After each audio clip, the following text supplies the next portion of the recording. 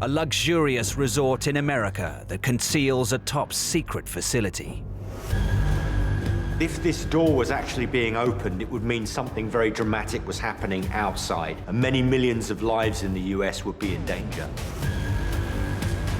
A mysterious complex in Bali that's hard to place. If you think of it as sort of a Jurassic Park meets Disney World, you wouldn't be too far off. A mighty stronghold in Belgium that fell victim to a daring raid. Swiftly and silently, they prepared to blast their way into what was then one of the biggest buildings in all of Europe. And a forlorn compound near Jerusalem that emerged from a moment of hope. This was a time of optimism, and the building represented that. Decaying relics. Ruins of lost worlds. Sites haunted by the past. Their secrets waiting to be revealed.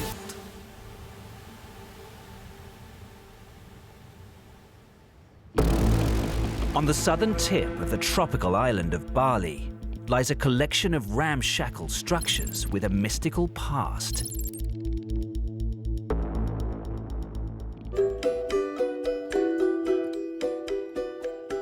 From the air over this site, you see the jungle reclaiming all kinds of buildings which don't appear to be in use anymore.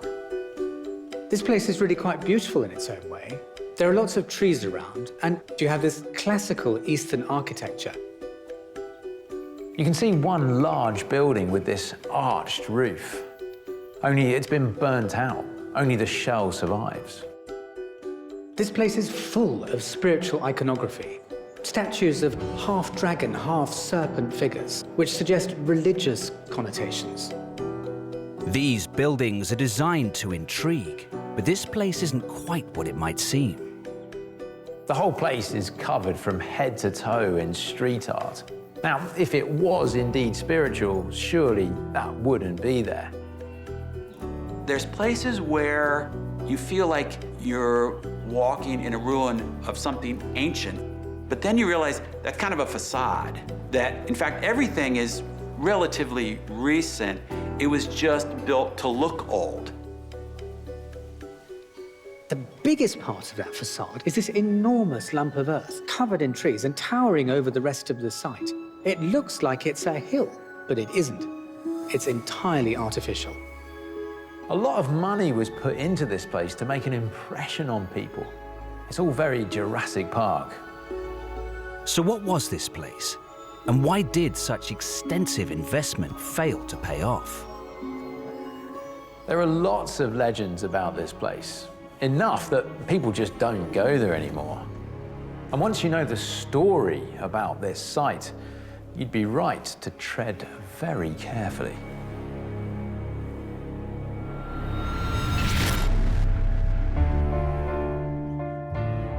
This is the Taman Festival Park, and it was designed to be the Disneyland of Indonesia. But something happened here that made the plan go terribly wrong. It was opened in 1997 and cost $100 million to build. Aji Gatu is a local resident and guardian of the site. Maunya owner super wow mewah. Semua bentuk hiburan ditampung di sini sehingga masyarakat dapat menikmati semua hiburan yang terjadi. This place had it all. It had a 3D cinema screen, pavilions, restaurants. They even advertised the world's first inverted roller coaster. In addition to the rides and all the concessions, it was also meant to be kind of a celebration of nature with a lot of exotic plants, birds. Ya dulu di sini adalah tempat penangkaran buaya. Kurang lebih ada 150 buaya, betina dan jantan di sini. Ya, tapi sekarang ya sudah ditumbuhi macam-macam begini. Sebenarnya masih berbahaya sekali dulu karena banyak buaya yang kelaparan. Ada yang lepas beberapa, jadi nggak dijamah oleh orang lagi gitu. The main attraction, though, was the huge mound at the center of the park. Ini adalah gunung api buatan yang tiap hari aktivitasnya adalah pameran semburan air sama pelangi seperti itu, pameran laser tiap hari. The laser show was the pièce de résistance for the park. Vegas has its water fountains, Disneyland's got its fireworks. Taman Festival had this amazing technology that could draw beautiful shapes across the sky. Diharapkan penonton sangat tertarik untuk memanfaatkan gedung ini gitu. Namun kenyataan setelah berjalan tidak seperti yang diharapkan. Their timing couldn't have been worse. Just before they opened the park, the countries of Southeast Asia went through a spectacular financial crisis that really dragged a lot of them into deep, deep recession. If you remember the financial crisis of 2008 in the US and around the world, this was a preview of that, but it mostly only affected Asia. And on top of that, Indonesia was going through a major political upheaval. The financial crisis also led to the downfall of President Suharto, who'd ruled the country with an iron fist for about 30 years. So when he left, that led to a lot of political turmoil and uncertainty. It wasn't a good climate for tourism. The park was meant to get over 1,000 visitors a day, but often only one person turned up. As if that wasn't enough, a huge storm rolled in, and the park suffered a dramatic stroke of bad luck. Pada tahun 1998, sekitar bulan Maret, terjadi suatu tragedi yang luar biasa. Di saat aktivitas pameran laser yang sedang gencarnya, terjadi kejadian alam, terjadi samaran petir. The $5 million worth of gadgetry that was designed to wow the people lay a smoldering mess of metal and glass.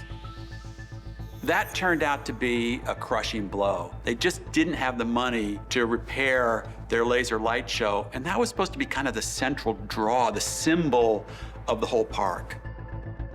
Later, other parts of the complex suffered a similar fate. Ya, ini adalah dulu gedung yang sangat megah dan indah dengan komponen atap alang-alang tradisional Bali. Sangat cantik dan menarik sekali. Yet this rusting frame is all that remains of the central restaurant after an unexplained fire. For some, this wasn't just bad luck. Bali is predominantly a Hindu island, and the Balinese have their own interpretation, spiritually and philosophically, of why things went wrong at the park. Jadi Taman Festival Bali ini dibangun di atas tanah seluas 10 hektar kurang lebih. Itu dulunya adalah tanah luas itu adalah radius pura dalam yang diamong oleh masyarakat Sanur.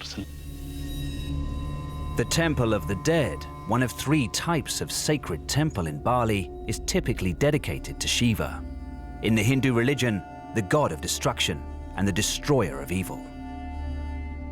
But it wasn't only this temple that was built over. Taman Festival ini dibangun justru dulu sempat menggeser tanah kuburan yang sudah pernah terjadi yang akibat awak pesawat jatuh tahun 1974 dengan 107 penumpang. Itu dikubur di dalam areal Taman Festival ini. For the local people, building on sacred land was a huge mistake and could explain why the park was struck down in such dramatic fashion. Jadi Taman Festival berdiri di atas pura dalam ini secara mutlak bahwa itu tidak kehendaki sama para penunggu di sini. Apalagi pembangunannya yang ada sifatnya kemewahan, ada jual minuman dan lain sebagainya macam itu. Jadi sangat besar pengaruhnya. Abandoned in the year 2000, the park has since remained eerily silent, but many believe that the spirits live on. There are lots of legends and cautionary stories about this place, so much so that people just don't visit anymore. The locals say that there are even man-eating crocodiles on the loose. Jadi roh-roh penghuni alam Taman Festival ini banyak kolaborasinya. Ada yang negatif, ada yang positif juga. Jadi ada juga yang gentayangan macam itu. Yang semacam kita hormati dengan melakukan beberapa hal-hal ritual kecil. Sehingga kita juga dijaga.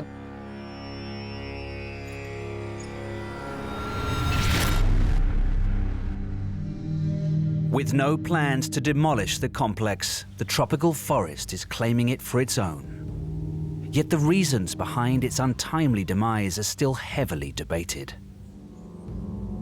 When you see something built as recently as the 1990s that is today completely decaying and in disuse and disrepair, there has to have been some hubris involved, some massive miscalculation, some misreading of the market. Whatever your personal beliefs about it, when you add up the financial crisis, the failed launch, the fire in the restaurant, and a catastrophic thunderstorm, it seems that the odds were just never in favor of this park.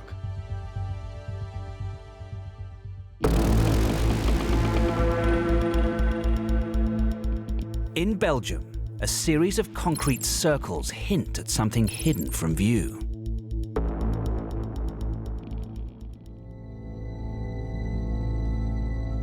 These structures look almost like landed flying saucers. When you get a little bit closer, you can see there are guns. In fact, there are lots of them. Venture below ground, and the true extent of this place becomes clear. There's a maze of tunnels. It goes on for miles, and they're of really strong, reinforced concrete. Whatever this was, it was absolutely built to last. It's like you're going into a concrete battleship. There are generators, there are laundries, there are kitchens. There's everything you need to sustain people living in close quarters. One section suggests that whoever was based here came under siege. The concrete is being ripped away from the reinforcing bar. The metal is twisted out of shape. The amount of power and blast and shock and heat that was released here was phenomenal. This was the scene of a pivotal moment. It sent shockwaves rippling out from Belgium across Europe. This would change history.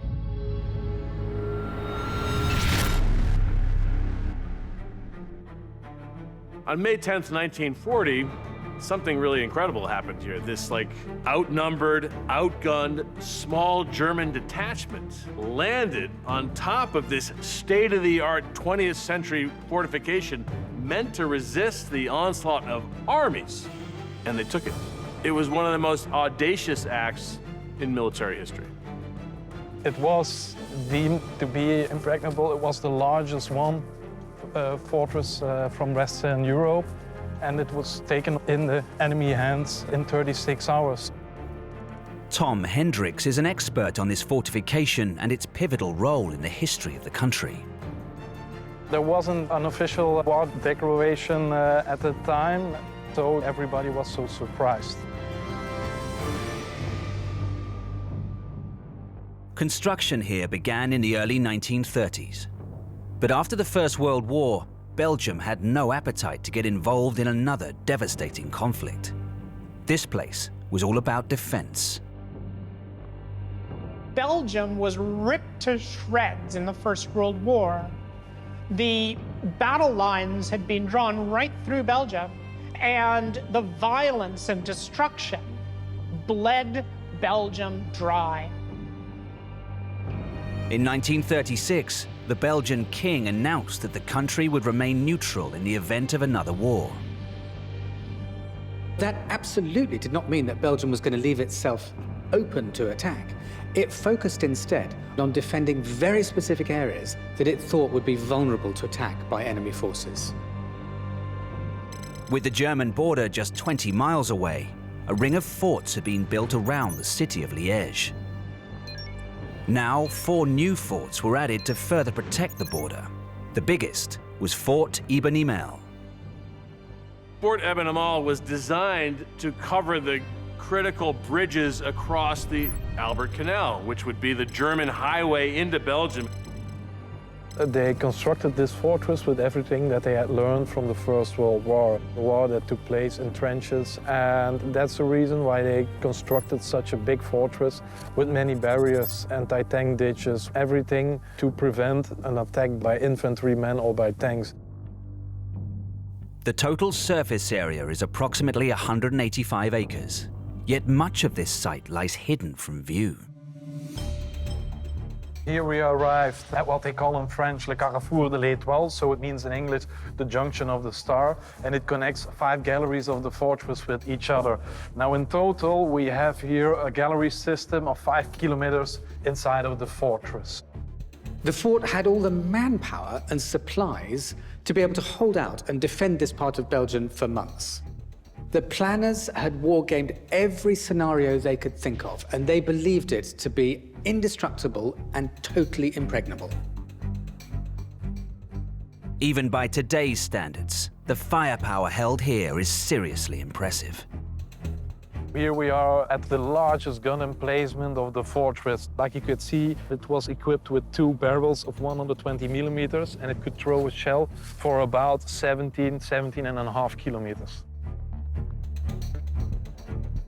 With this range of 10 miles, these guns could fire 2 tons of artillery rounds at any moment. So why then did Hitler choose to attack the fort? Belgium is sometimes cruelly called the doormat of Europe. And that's because when Germany wants to smash on the door to France, they stand on Belgium in order to do it. France had its own line of fortifications in the Maginot Line, but that could be easily got round by the Germans by simply going north of it through Belgium. But Fort Eben-Emael and its formidable arsenal stood in the way. The Germans pondered this dilemma. How do we circumvent a fortress as sophisticated as Eben-Emael?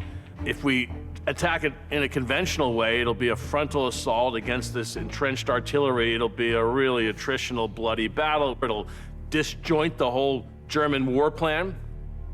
So they decided to do it by stealth. Kurt Student, who is one of the people who invented the idea of German paratroops, decides the only way to defeat Fort Eben-Emael is to drop people right down on the roof. This was the first time it had ever been attempted in war, and they weren't just going to drop these men from normal planes. The Germans decided to use a platform that the Belgians would never suspect. Instead of coming at them, clanking away and throwing up lots of dust and smoke and noise, they would use gliders. They would land relatively small detachments of German paratroops in gliders on the roof of these fortresses, silently in the dead of night. The roof of the fort afforded only a very short landing space, so the pilots of the gliders trained very specifically. They dropped the wheels immediately after takeoff, and they had wrapped the nose cones of the gliders in barbed wire and metal strips in order to make the craft stop more quickly. And in practice, they found that they could stop in a space of just 20 yards. The 10th of May, 1940, 4:25 a.m. Under the cover of darkness, the silent assassins landed, armed with a deadly weapon. Each glider could carry a squad of 7 or 8 fully armed and equipped men. But they were carrying something new, the hollow charge. This was a dome-shaped explosive with a concave bottom that focused the blast in one direction only. It was an absolutely lethal bit of kit. The German paratroops had trained on this for months. They were expertly trained. They knew exactly what to do. And swiftly and silently, they prepared to blast their way into what was then one of the biggest buildings in all of Europe. First, they had to take out the major casemates in order to immobilize the Belgian guns. Here we are at the Maastricht 1. This casemate was attacked by a German group of Fallschirmjägers. They placed a shape charge of 12.5 kilograms, and it blew in this whole gun inside against the back wall of the gun room itself. So the power was very large. The Germans struck multiple positions, causing massive destruction to the fort and enabling them to get inside. For the Belgian soldiers inside, there was instant disorientation. For them, they were in the strongest, safest place in Belgium. There was no way any enemy would be anywhere except in the sights of their machine guns way outside. Now the German paratroopers had to contain the Belgians until reinforcements arrived. The battle itself inside the fort was terrifying for all concerned. They would drop explosives and smoke grenades down the air shafts to confuse the Belgians, keep them down below, and disorganized and on the defensive until help arrives. Seeing the tremendous damage the hollow charges could inflict, and knowing the Germans had backup on its way, the Belgians quickly surrendered. But the attack was all part of an elaborate deception. German Army Group B was pretending to be the armored fist that was going to smash through northern Belgium into France. And that was a trick. Army Group B that was smashing past Fort Eben-Emael was distracting everybody from the German Army Group A that was sneaking into France through the back door. Clearly, this was a major victory operationally, and it opened up the way for Germany's blitzkrieg to roll across Europe. But more broadly, it sent a far more powerful message to the Allies. Germany was saying that it could take out Europe's strongest defenses. It was sending the simple message that it was coming for the Allies, and it did. And one hesitates to give Hitler credit for anything, but there was a seed of brilliance in this plan. Landing these paratroopers on the roof and using this shaped charge to blast a hole through the parapets and get down into the guts of the fortress quickly and contain the garrison while relief columns came up unopposed and reinforced you. Truly brilliant.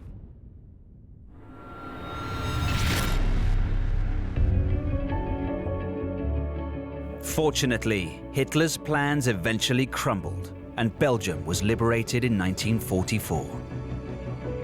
But this fortress is a painful reminder that when bloody wars came to Europe, Belgium was always on the front line.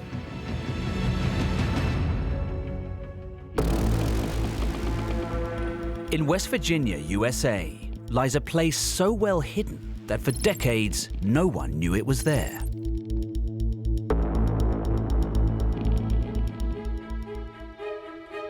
You come around this bend, you see this grand, sprawling hotel in the classic style. There's this croquet lawns and very well-tended gardens and this majestic-looking estate building. It looks like one of the most upscale resorts in America. This grand hotel attracted movie stars and presidents. Joseph and Rose Kennedy honeymooned here from Boston. The Duke of Windsor comes here with Wallace Simpson, Nehru comes here from India, and you've got all manner of celebrities. There's nothing abandoned or disused about this place, but it has a secret. It's almost imperceptible, but there's something strange going on here. You start to see things which are a little bit odd. There's something just not quite right here. It's not your average five-star hotel. You got these green walls, and it looks almost like a garage door, but it doesn't fit with the place. It looks armored. It looks fortified. There's ventilation shafts that don't seem to be attached to the actual complex itself. And inside is a door that no one wants to see opened. If this door was actually being opened, it would mean many millions of lives in the US would be in danger. What links this ominous steel door to the incongruous structures in the woods?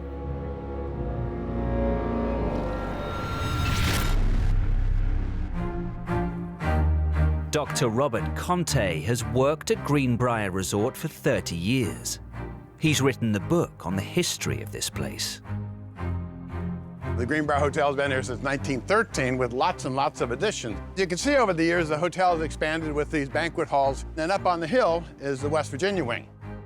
This was known for fine dining. It was known for the New York interior decorator who does the inside. You walk into this place, you know, it's Chandeliers, Persian rugs, beautiful furniture. I mean, this place is first class all the way. It is now, and has been for generations, one of the finest resorts in America. And this luxurious interior is the perfect cover for an abandoned underground site, accessed by the threatening out-of-place door. The chances of anybody stumbling upon this were pretty remote. And behind the door, a deserted tunnel leads deeper underground. You're looking down a very long, over 400-foot long tunnel, and it's pretty spooky looking. You don't know where all this is leading. The date of construction offers up a clue. 1958, the height of the Cold War.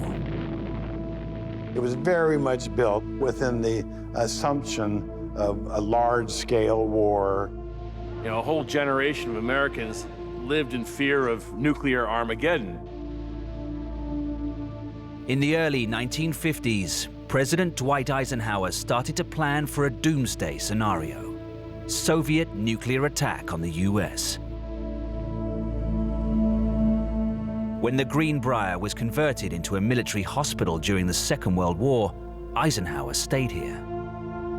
When Eisenhower became president, he remembered this region and realized it might be a good place for a special plan he had. Eisenhower saw the need for a top-secret anti-nuclear bunker. Who would suspect a bunker prepared for war to be at a place like this lavish resort? This whole hidden in plain sight, that was part of the cleverness of the whole project. But it had to be built without anyone knowing. So its construction had to coincide with the addition of a wing to the Greenbrier Resort. And while they were placing this wing on the surface of the earth beside the Greenbrier Resort, underneath they were building this very secret construction. On the surface, work began on the hotel's new West Virginia wing. But the cover story didn't fool everybody. There was a hell of a lot of concrete being poured into the ground. Clearly, something major was being constructed. Of course, you can't build something this big without people asking a few questions. The manager of the resort at that time said, "But I just saw 110 urinals being installed. There's obviously something else going on here." The construction went over 2 levels. The walls were some 2 feet thick with steel reinforcements, and the whole lot was capped with a concrete roof and then some 20 feet of earth above, so the whole thing was completely encased and hidden away. The bunker's just about where these buildings are, where the fountain is against the brick wall. It's really just on the other side. There's only about 50 feet of dirt between the bottom of the overt building and the top of the covert building. By 1962, the bunker was complete, and unsuspecting hotel guests had no idea what lay under these buildings. Out here on these terraces, there have been lots of parties. Those people would never realize that underneath the West Virginia wing is a secret bunker. It's very important to realize that this was just an active hotel at the same time that this thing was being maintained. The Ryder's Cup was held there, of all things. The staff were also kept in the dark. The secret of the Greenbrier bunker was so well kept that employees that served there while this bunker was operational, they knew something was there, but they had no idea what it was. I must have walked through this corridor, 1,000 times, and it never crossed my mind that there was hidden behind the wall was a 10-ton blast door. The only people who knew about its existence, fewer than 5 people in the US government, that's how secret it was. So, who exactly was this vast shelter built for? Eisenhower, asked the question, how do we maintain the continuity of the American government during a nuclear war? If Washington, D.C. was attacked, there needed to be a place for lawmakers to retreat to. The idea was they could lead the entire leadership of the US government underground to survive a potential nuclear war. This was an emergency relocation center for the legislative branch of the federal government. It was big enough to hold the members of Congress, the Senate and the House, the leaders of government. Following a nuclear strike, the members of Congress would be brought here. If this door were to open, that means something catastrophic has happened out there. It meant that the seat of the federal government was under attack. And hundreds of millions of Americans are terrified because their lives are hanging in the balance at this point.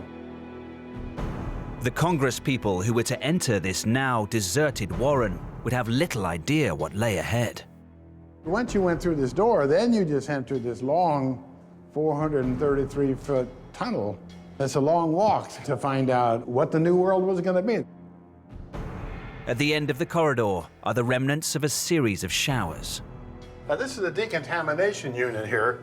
So the water would come out along here, a couple of nozzles on top, and that's just so that you don't bring that fallout, so that contaminated dust, inside the bunker facility itself.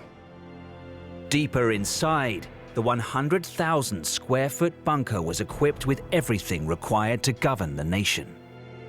This is where the House of Representatives would have met. So altogether, there are 435 seats, and every one of them would have had a microphone, so they would have recorded all sessions of Congress. And then the Mountaineer Room with 130 seats, that would house the United States Senate. They gave a lot of thought to communications. They had extensive facilities for radio and television. They even had a broadcast room with a backdrop of the Capitol Dome so they could talk to the public on TV as if they'd never left Washington. The floor below hid all the backup government would require. There were 18 dormitories altogether. There were 1,100 beds. Every one of these beds was assigned to a member of Congress. When they would go through a re-election cycle or people retired or died or whatever, they had to reassign all these beds. And a clinic, 12-bed hospital and pharmacy were also built in preparation for the worst.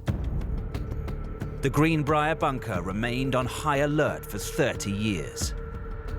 With the end of the Cold War in the early 1990s, many in government felt it no longer had a use, but nobody could agree on what to do with it.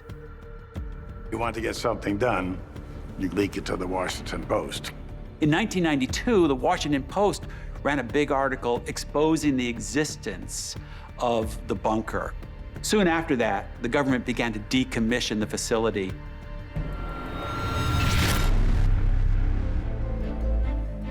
The question of an emergency government facility is no less relevant today. Is there a new Greenbrier underground bunker somewhere for Congress to go in the event of a nuclear war? And if so, where is it?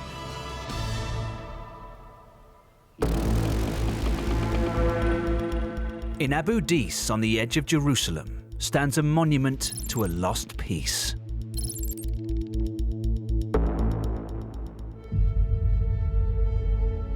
It appears like it was built recently. The stonework is all clean and in good condition, but there are no windows, there are no doors. It's clear that whatever was started here didn't get finished. Inside, it appears to have been designed for a very specific function. And it kind of reminds you of the Roman Senate a bit. You can imagine that this was a place where lively debate was meant to carry on. Clearly, this place was meant to be packed full of people, and now it's deserted. Climbing through the vacant floors, its proximity to the holy city and its troubled history becomes clear. When you're looking out these upper windows towards the old city of Jerusalem, you can see the golden dome, the Dome of the Rock. You can see the separation barrier that divides Israel and Palestine. It's hard to imagine that it wasn't somehow connected to that conflict that has consumed this region for decades. But why wasn't it ever finished?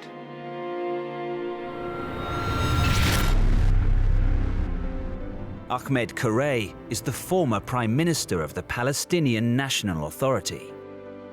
It's been designed in a very good way. Look how beautiful it is. In 1992, Mr. Kareh traveled to Oslo, Norway, for a series of secret meetings with Israeli representatives. They led to the momentous Oslo Peace Accords signed in September 1993. The accords created a path towards Palestinian self-governance in the West Bank and Gaza Strip, and laid the groundwork for a more permanent peace deal.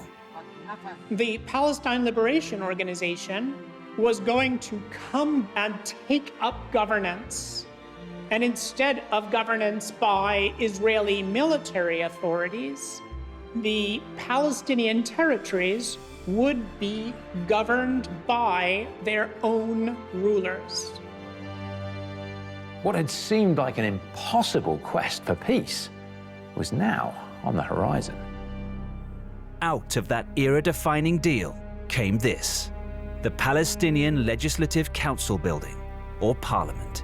It was to become a center of Palestinian democracy. The Palestinian National Council had been meeting in exile for years. But now, finally, because of the Oslo Accords, they could meet here in their own lands.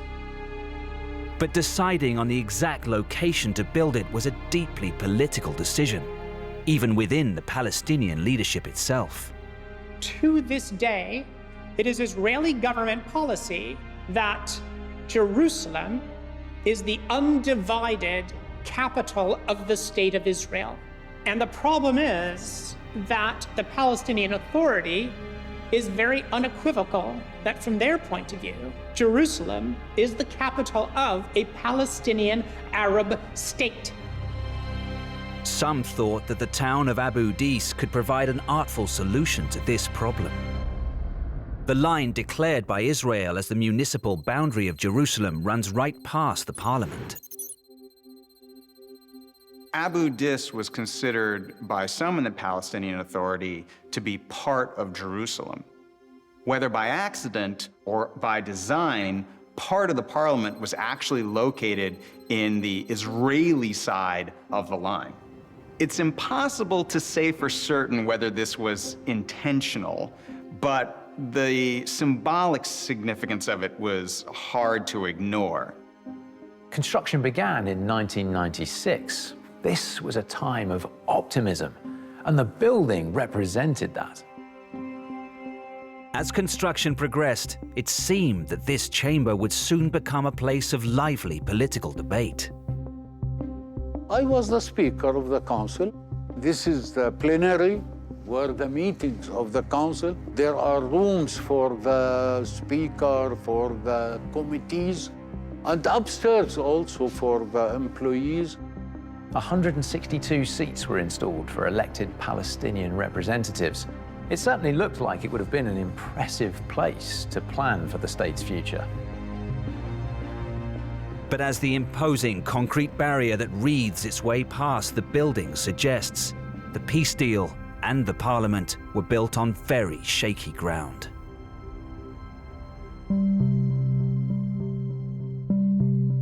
Awad is a Palestinian photojournalist who witnessed the construction of this important building and the events that led to its demise. طبعا صمم هذا المكان خصوصا باسم ياسر عرفات. هذا المقر هذا لرئيس السلطة وقتها بحينها يعني. The Oslo Peace Accords had provided a timeline for a more permanent deal. But while the parliament was still being built, time to reach an agreement was running out. It really all came to a head in the year 2000, and there was an attempt that July to broker a peace deal under Clinton's oversight at Camp David, but it just didn't work. Yasser Arafat, the revered chairman of the Palestine Liberation Organization, turned down an offer for a deal which would have given him almost everything the Palestinian people had asked for. But almost everything was not enough to reach an agreement. And one of the key reasons the talks failed can be seen from this very office.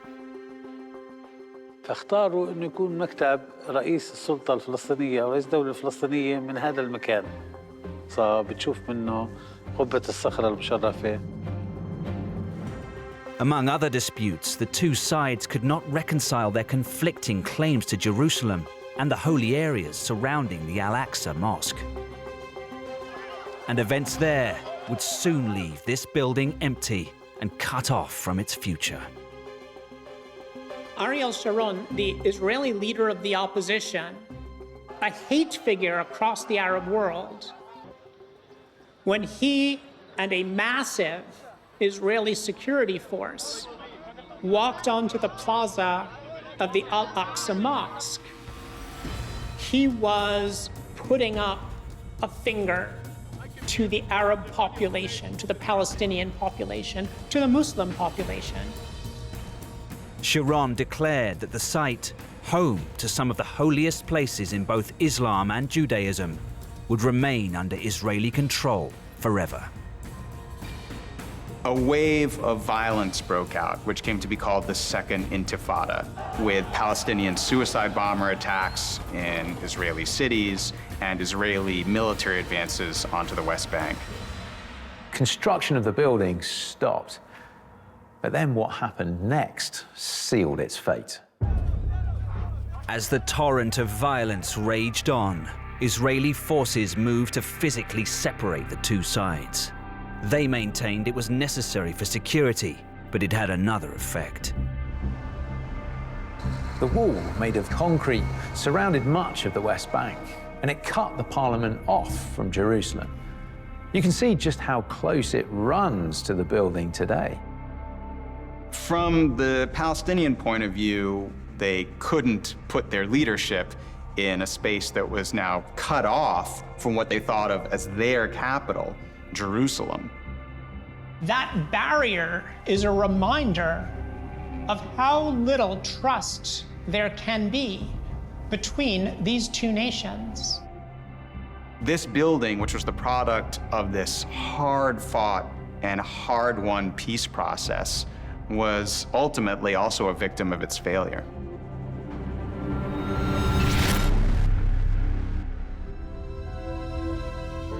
Today, this forlorn ruin has become a symbol of a more optimistic time. After decades of fighting, this building showed that peace might one day be possible. I think that peace is always a possibility, that the hope is always there as long as there's people willing to hold on to it. And the Parliament building may yet play a different role in the future of Palestinians. Ownership of the building was transferred to the Al-Quds University. But since then, they've struggled to find investment to renovate the site. But they haven't given up hope yet. So who knows, one day this place might get a positive use.